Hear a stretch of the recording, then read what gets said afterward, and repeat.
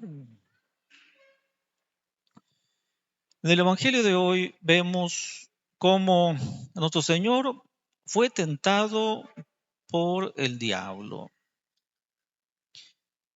¿Y de qué manera rechazó? ¿De qué manera venció esas tentaciones? ¿Con un milagro? ¿Usando su divinidad? ¿O con solas palabras? O sea, solamente con el poder humano. Dice el catecismo que Jesucristo es Dios verdadero y hombre verdadero. Pues para vencer las tentaciones y darnos ejemplo de vencerlas nosotros, usó solamente su poder humano. O sea, el mismo poder que tenemos todos nosotros. El mismo. No nos demos por excusados de que, Jesucristo era Dios, por eso pudo vencer. No nos demos excusados cuando vemos la vida de los santos, cómo es que rechazaron y vencieron tentaciones, diciendo, pues que era santo, pues por eso venció las tentaciones. Porque si bien es cierto, algunos santos vencieron tentaciones con milagros, otros no. De ahí, por ejemplo, Santo Tomás de Aquino. Sabemos de su vida que metieron a su cuarto una mujer para seducirlo. ¿Y qué hizo él? ¿Un milagro para rechazarla? No. Agarró de ahí, quién sabe cómo, carbones encendidos y la correteó para que asustarle y que se saliera. Y se salió. ¿Eso es un milagro? No. Usó eh, su fuerza humana, su entendimiento, para no ofender a Dios.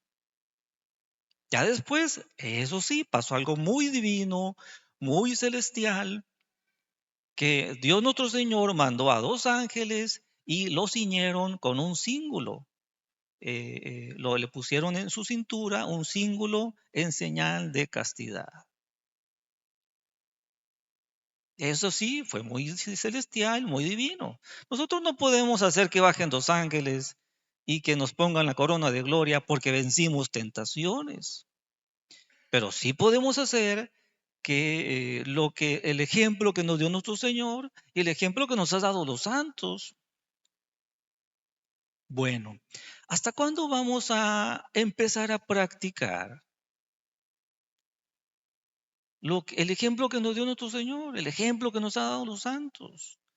Tenemos la ventaja de que después de una derrota del enemigo, cuando nos ha tentado, no nos ha llamado nuestro Señor a su juicio. Después de un pecado mortal, no nos ha dicho nuestro Señor, ven para acá, juicio. Y pues como cometiste pecado mortal, pues al infierno. Demos gracias a Dios que ha usado de nosotros misericordia. Y aquí estamos todavía. Después del primer pecado mortal que cometimos, aquí estamos todavía. Pero tampoco abusemos de su misericordia y lleguemos a aprender de los errores. No nos demos por excusados. Aprendamos del ejemplo de Jesucristo, aprendamos del ejemplo de los santos que usaron de el poder humano que tenía. Por ejemplo, de un San Alfonso de Ligorio, que siendo un niño todavía, jugando con sus amigos, pues empezó a ganarles y les ganó y pues venga para acá. Y otro juego y les ganó y venga para acá. Y los dejó sin nada. Y uno de sus amigos que no supo perder, empezó a blasfemar, a decir palabras muy feas contra Dios. Entonces San Alfonso de Ligorio, que amaba mucho a Dios, ¿qué hizo? ¿Un milagro? No. Agarró lo que les había ganado justamente y se lo devolvió a aquel niño. Y le dijo, toma, ten todo esto, pero no estés blasfemando. ¿Y cuál fue el milagro que le hizo Dios ahora sí? que hizo que creciera su amor a Dios, porque eso lo hizo por amor a Dios. Pues ante cada victoria que tengamos en las tentaciones, va a haber un acrecentamiento de gracia, un reforzamiento de la amistad con Dios. Va a haber una corona de gloria que nos va a estar esperando en el cielo. Si perseveramos hasta el final, por supuesto. Eso hay que hacer, perseverar hasta el final. Que si bien es cierto que el enemigo es muy, muy fuerte, más fuerte que nosotros, pues es más fuerte Dios que él. Es más, hasta hay una promesa de Dios que no permite que seamos tentados más allá de nuestras fuerzas. ¿Qué significa esto? Que siempre, siempre, siempre podemos vencerlas. Eso no lo consideramos, ¿verdad? Bueno, esto no se aplica siempre. ¿En qué situaciones no se aplica la promesa de Dios? Hay que entenderlo bien. Pues no se aplica esta promesa de Dios cuando nosotros andamos, como dicen, de buscapleitos. ¿Qué significa esto? Pues cuando nosotros vamos hacia las ocasiones. Si nosotros hacemos esto, pues estaremos solos luchando contra las tentaciones que se presenten porque nosotros buscamos la tentación. Si nosotros estamos desarrollando nuestra vida normal, de estudiante, de trabajador, estamos ahí desarrollando nuestra vida normal y se presentan tentaciones como pues va a pasar, ahí está la promesa de Dios. No, que no permitirá que seamos tentados más allá de nuestras fuerzas. Pero si nosotros buscamos la ocasión peligrosa, nos ponemos en tentación, pues ahí sí no está asegurada la promesa de Dios. Para que tengamos eso en cuenta y a ese sea una de las cosas que saquemos, como una de las conclusiones que saquemos de este sermón. Que las ocasiones que podamos sacarle la vuelta, hay que sacarle la vuelta. Porque hay otras que se llaman ocasiones, eh, eh, me parece que necesarias, pues no le podemos sacar la vuelta, ahí estaremos. ¿Verdad? Y ni modo, pero pues ahí estará la promesa de Dios. Bueno, una segunda cosa que podemos hacer es eh, acudir a el auxilio de Dios. Pidámosle su socorro, pidámosle su ayuda, su auxilio. Bueno, se me estaba pasando un punto muy importante. El diablo no tendría tanta fuerza o tanto éxito contra nosotros si no tuviera un aliado dentro de nosotros. ¿Qué será? ¿Otro diablito? No, es una pasión que por ahí anda dentro de nosotros, que anda desordenada y que anda desordenando nuestra vida. O pueden ser dos, o pueden ser tres, o pueden ser más de tres. Cada quien es responsable de examinar su vida, de reflexionar para ver qué o cuántas, qué pasiones o cuántas pasiones son las que andan desarregladas y que necesitan mortificar para que el tentador, el diablo, no tenga ese aliado suyo y así de esa manera no pueda contra nosotros. Al momento de sacarle la vuelta a las ocasiones peligrosas que podemos sacarle la vuelta, llegará una tentación, estamos asegurando la promesa de Dios que no permite que seamos tentados más allá de nuestras fuerzas.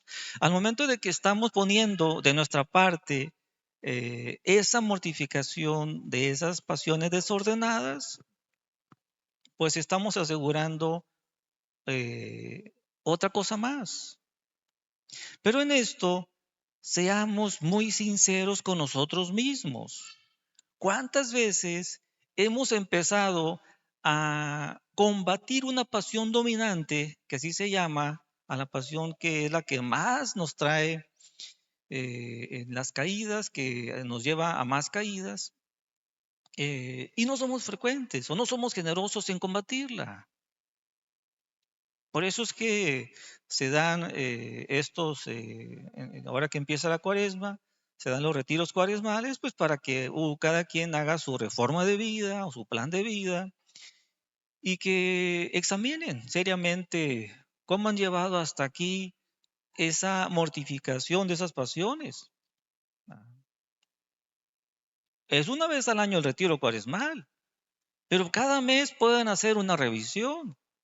Cada semana, cada noche pueden hacer una revisión de cómo les fue en el día sobre esa pasión dominante.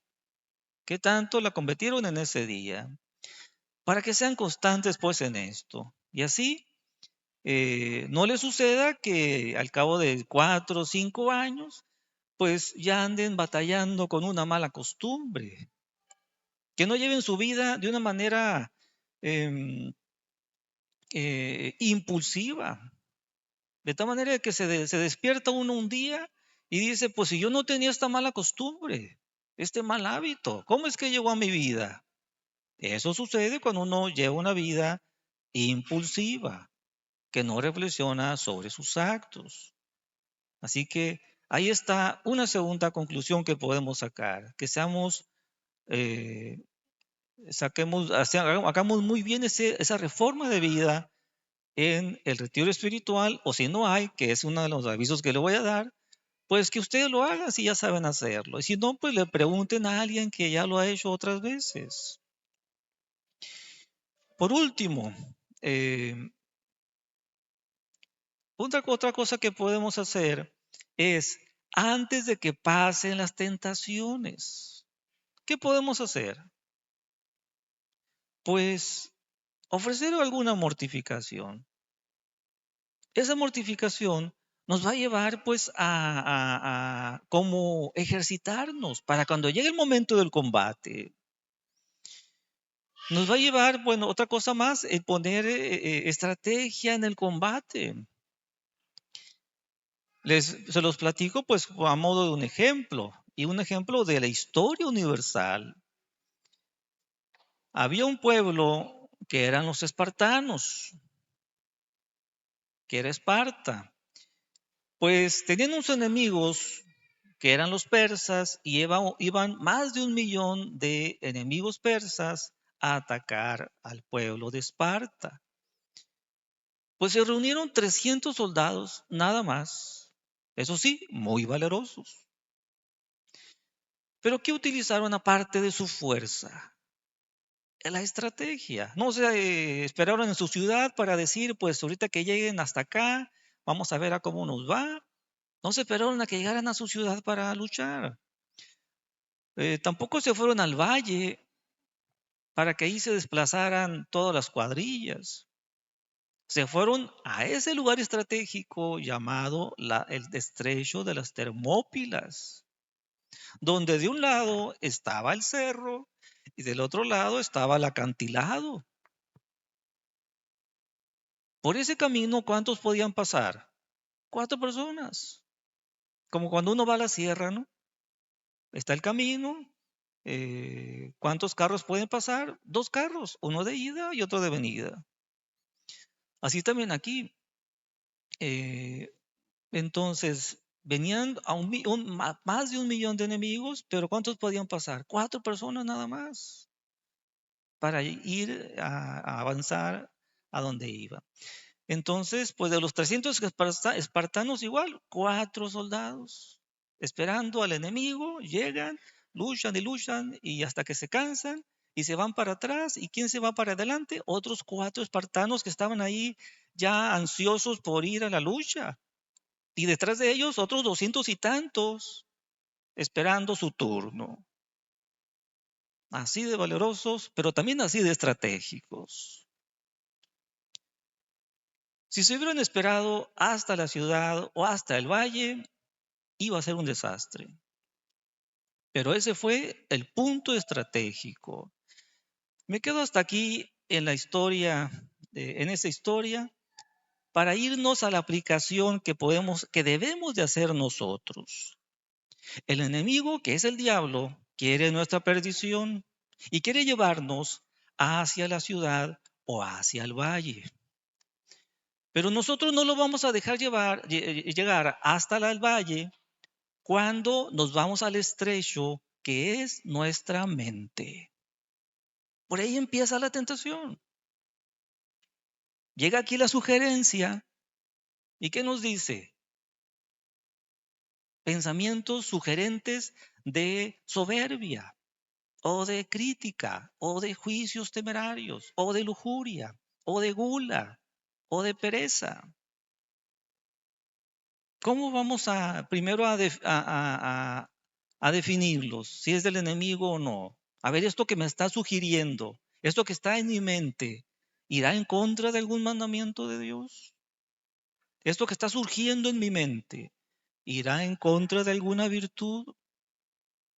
Y si identificamos de que sí, entonces no es de un ángel de Dios, no es de Dios mismo, es o de nuestra mala voluntad, nuestra mala inclinación, o es del enemigo, del diablo, o de algunos de los diablos que lo siguen. Pues desde ahí ponemos el cerco, desde ahí luchamos y estaremos pues en ese estrecho de las Termópilas. Estaremos, no lo vamos a dejar pasar.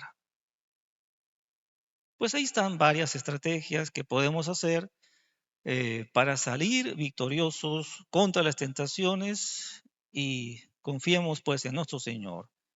Demos gracias que nos ha llamado a su juicio desde el primer pecado mortal que cometimos y aprovechemos en buen plan, en buen sentido, esta misericordia que nos ha dado de seguir luchando contra las tentaciones y seguir acabando contra esos malos hábitos que tal vez por ahí hayan crecido en nosotros. Así sea. En nombre del Padre y del Hijo y del Espíritu Santo. Amén.